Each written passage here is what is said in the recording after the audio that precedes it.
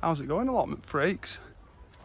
I've just got off work early, so I've nipped in. I need to get the greenhouse watered. I've not been down since Sunday. We're on now Friday. There's what, 4 or 5 days where it's not been watered.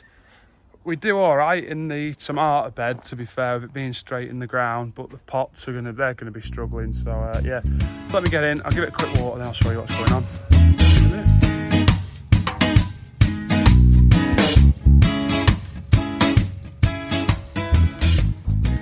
So, nothing appears to be dead. These chilies and the peppers, yeah, they're wilted and whatnot, but I've given them a good watering. They'll come back round. I'll show you what I do with them. This is all year round, not just for the heat. They're on the bench in these trays, so they're yay deep. So we give the pots a good water, and then they just sit in the water. Yeah, so we give the pots a good water. We get out of there, it's boiling in there. What are we at now? 40 degrees. The door's been open the windows are open. We've got the 2 roof windows and the lerve window at the back. They've been open, and the door's been open for about 20 minutes now, and it's 40 degrees in there. So I'll check on my tracker what it's gone up to. But yeah, it's not a nice place to be in there at the minute with the heat. But no, but with the trays that the water's in for the chilies, yeah, so I just water them.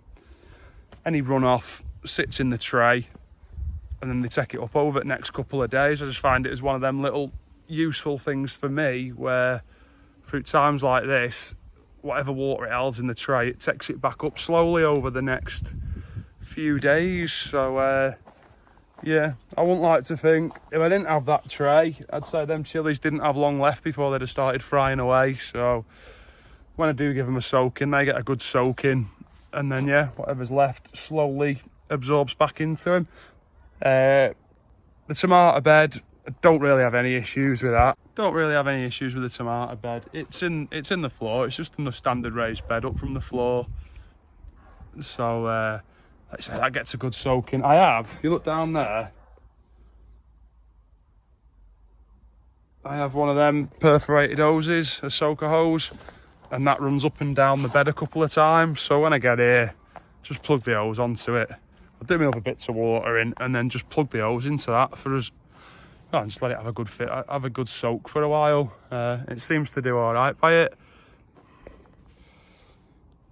I've just done a bit of tomato maintenance, so snipping all the runners off and a couple of lower leaves. It's mainly runners, and that pile it's amazing how quick they grow. So, like you say, if you ever notice any little ones while I'm here, you ping them off as I'm watering. But I had a good go through them a fortnight ago, and all that is like a fortnight's worth from 12 plants, 10 or 12 plants. So yeah, if you don't keep on top of it, it is like an absolute jungle in there. And I find with the tomatoes, you can see through there, I find the thing that they search for the most after sunlight is airflow. All that stuff's taking up the airflow around them. Them leaves have started yellowing a bit there. I hope that's not blight kicking in. It doesn't look like it. It's not black dots, is it? It's just wilted leaves, I think. I hope. I'll have a proper look at that in a minute. So, onto the squash tunnel. This is becoming my favourite place to be on the allotment. You know, you can just sit down in the shade in here. There's squash popping up absolutely everywhere. Some of them are huge. Like I said, when I bought seeds, I'd seen a few people doing them on YouTube last year and this year. And I thought, you know what, I'll have a go at that this year. I did peas and beans in an arch last year, and it was brilliant. They were brilliant. This year, terrible. Absolutely terrible for the beans and the peas. I'm not sure why. Whether it was just with all the rushing about I had earlier in the year. I missed the window for getting them in or whatnot. But we'll give them another go next year. But the squash tunnel, like I say, I'm sat here. The sun is up there, and I'm pretty much in full shade in the middle here. What I'd do different for next year is I'd start this side off first. So how we are here, the sun rises in front of us and it's on this side of us all day and sets behind us. so I'd get this side started a bit sooner. Put the earlier varieties in that side, let them get some height on them, and then plant this side, because as you can see, that side, there's a lot more bare space than there is that side. And I'm putting that down to simply, it's just shaded, isn't it? So they're a bit slower growing in the shade, but you know, we're in for the long haul with them. These are going to be here till autumn, aren't they? So, but like I say, there's some massive fruits coming through. There's one up there. There's a good few there. I don't know if you can see them from there behind me. There's one down there. I took one last week, the Arichikuri. I don't know, I've never grew them before, didn't quite know when they were ripe. Guessing off the season, it's still a bit early for them, but there was two absolutely huge ones and a load of other small ones coming through. So chopped it off, took it home, and it's just on the side in the kitchen, and it's starting to get all the lines, and it's turning more orange than yellow. So we'll keep an eye on that, and we've got the other ones there as for when they go. Some of these I've just noticed, that doesn't look great with the brown. And can you see that one there? That's all started to go brown. I'm not too sure what that is. What variety was that? I think they were Queensland Blue. No, it's Crown Prince. So I'm not sure why them ones are brown. But if you look there, we've got that one, and that one. And they're doing really well, so whether that's a shade thing again, I don't know. I'm absolutely loving the squash tunnel, and I'm so glad I did it. And I'll look forward to doing it next year, and look forward to all the harvest we have off it this year. Hopefully we can store them well into winter, so we've got loads of squash to keep us going. And then, like I've said in previous vlogs, this area behind me, it's a right mess.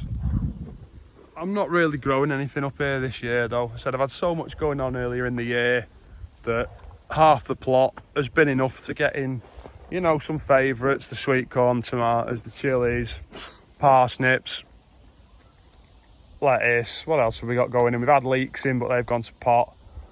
So up this end, I put the extra tomatoes, you know, like oversown tomatoes that were for the greenhouse. I've put some of them in, and I've just left them. To be quite honest, I think I'm going to cut them out before blight takes over, in case it does. But in and amongst them, there's a couple of pumpkin plants in there as well. So we've got a fruit there, another fruit there, one there, and I'm just letting them fucking go for it. I don't know if I've said it in previous videos, but Rich next door absolutely kicked my ass with pumpkins last year. So this year, I want to have a good show back at him with them.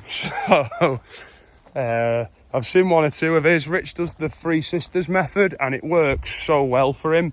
Well, for corn and pumpkins. I don't know what the beans, how good the bean results are that he gets, but for corn and pumpkins, it works absolutely brilliantly. So, yeah. Got sweet corn. Sweet corn's looking great. There's loads of cobs starting to show through now. That'll be decent when it gets here. Like I say, I've absolutely crammed these in tight. There's 1, 2, 3, 4, 5, 6 rows of 3 in your pallet collar. So it's a Euro pallet collar as well. So it's what, 800? Is it 800 by 1200? I think it's 800 by 1200, my pallet collars. So they're absolutely crammed in. Maybe. But no, but the way I look at it with a sweet corn is that, so I get to sit down in the shade here. Absolutely cooking today. So no, but the way I look at it with the sweet corn is that, you know, when you go to like the mazes that they have on it, like the kids' farms and that, like, well, they're absolutely crammed in. They're on top of each other. You've got a wall of maize, which is in essence corn, crammed in so tight that you can't see through it. So I'm not worried about cramming them in to, you know, we should get better pollination rates on the corn. Whether or not it affects the size of the corn cobs, that'll be left to be seen, won't it? But hopefully. I crammed them all in last year. I didn't put them in as tight last year, but they were crammed in. But we'll see. We'll see what happens with that. So anyway, that's about me here for the day now. I'm going to pick a couple of tomatoes and I'm going to get off home. I've got a bit of stuff to be getting on with. So, thanks for watching, guys. Don't forget, if you're new here, subscribe. Don't forget your comments and your likes. All means a lot. Love reading your comments and whatnot. So yeah, take it easy. See you later.